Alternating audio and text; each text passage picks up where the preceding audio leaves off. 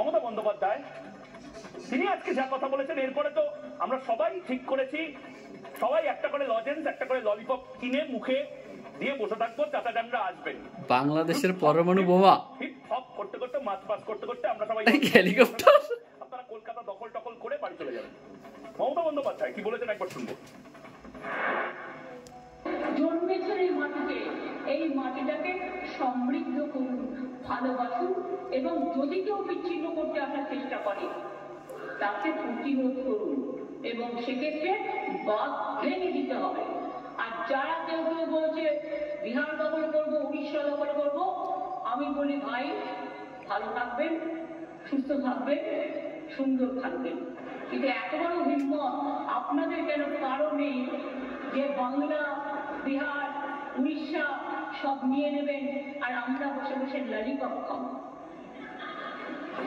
এটা ভাববার কোনো কারণ নেই। মুখ্যমন্ত্রী মমতা বন্দ্যোপাধ্যায় শুধু নয়, রাজ্যের বিরোধী দলনেতা শুভেন্দু অধিকারীও যে কথা বলছেন, তাতে আমার তো মনে হয় এই মুহূর্তে আমাদের সবার নড়ে চড়ে বসা উচিত। আমার খুব ভয় লাগছে এই মুহূর্তে। চাচাজানদের বলছি, বাংলাদেশের চাচাজান, আপনারা যে ট্রাস্টের সৃষ্টি করতে পেরেছেন না, মুখ্যমন্ত্রী মমতা বন্দ্যোপাধ্যায় ভয় পেয়ে গেছেন। মুখ্যমন্ত্রী মমতা বন্দ্যোপাধ্যায় বলছেন আমরা সবাই ললিপপ নিয়ে বসে যাব। শুভেন্দু অধিকারী বলছেন আমার কাছে খবর আছে 5 লাখ রিক্সা, হাতে টানা রিক্সা করে হিপ হপ করতে করতে এই চাচাজানরা, প্রাক্তন সেনা কর্তারা আসতে চলেছেন। বাপরে বাপ, দারুণ ভয় লাগছে। কি করা যায় বলুন তো? শুভেন্দু অধিকারী ঠিক কি বলেছেন শুনুন।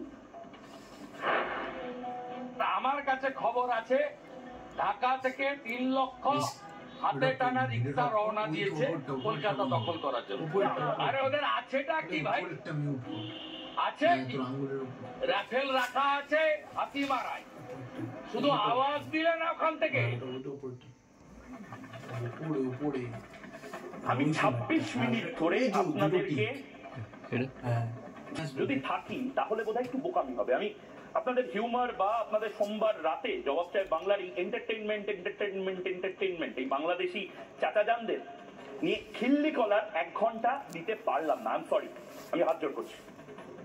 কারণ আমি বারবার যে চ্যালেঞ্জটা করছিলাম না, এই যখন বাসের হেলিকপ্টার এই গামলা করে সমুদ্র পথে অ্যাটাক করার যে সমস্ত মিম ট্রোল ভাইরাল হয়েছে, এই সমস্ত কিছু যখন দেখাচ্ছিলাম, ভালো করে শুনুন। যারা দর্শক, আমার সারা পৃথিবীতে যারা বাংলা ভাষাভাষী দর্শক আমাকে দেখছেন এই মুহূর্তে গ্লোবালি, ভালো করে শুনুন। পশ্চিমবঙ্গের মানুষ তো বটেই, ভারতের মানুষ, ভালো করে শুনুন।